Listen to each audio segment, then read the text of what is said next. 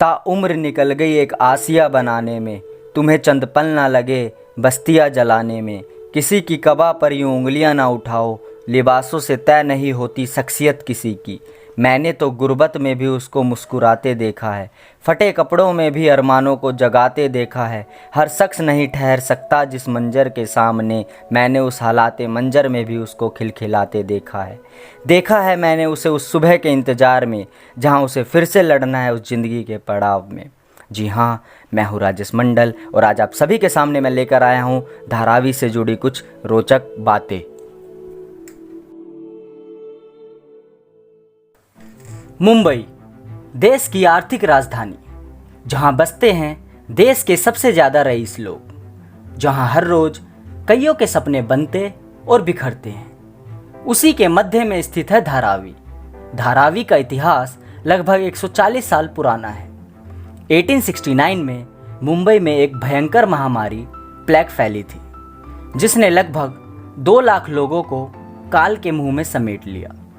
भविष्य में फिर ऐसी बीमारियां शहरों में ना फैले, इस कारणवश अंग्रेज़ों ने उस टाइम मुंबई के अंदर प्रदूषण और रोग फैलाने वाले उद्योगों जैसे चमड़ा उद्योग और उनमें लगे मजदूरों और गरीब वर्ग के लोगों को मीठी नदी के आसपास बसाना शुरू कर दिया, जो फाइनली 1882 में धारावी स्लम के रूप में जाना जाने लगा।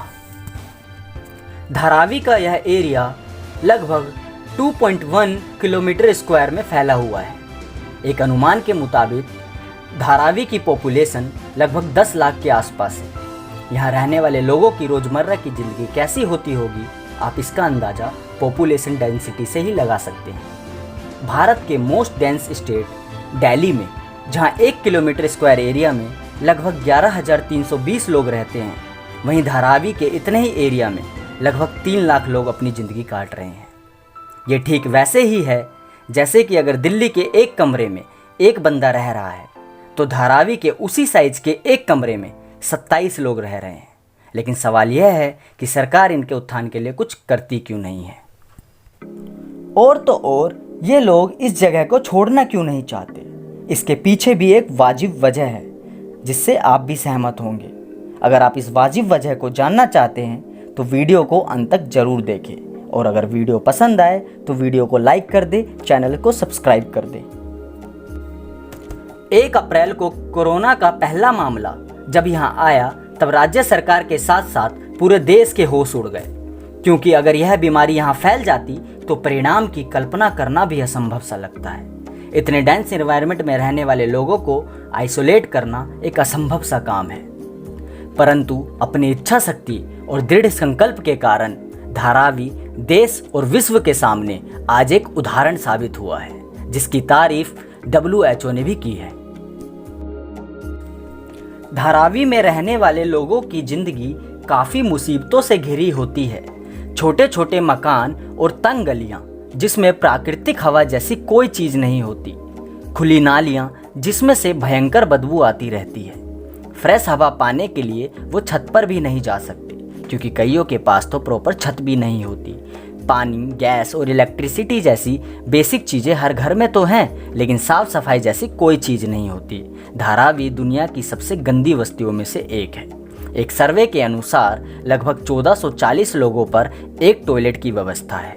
ये सब चीज़ें मिलकर बारिश के मौसम में इस जगह को नरक बना देती है। अपने आरंभ से ही इस एरिया ने इंडस्ट्रियल टाउनशिप के रूप में अपने आप को विकसित किया है। यहाँ के लोग रोजी रोटी के लिए फैक्ट्रियों में काम करने के अलावा घरेलू स्तर पर हजारों तरह के लघु उद्योग चलाते हैं।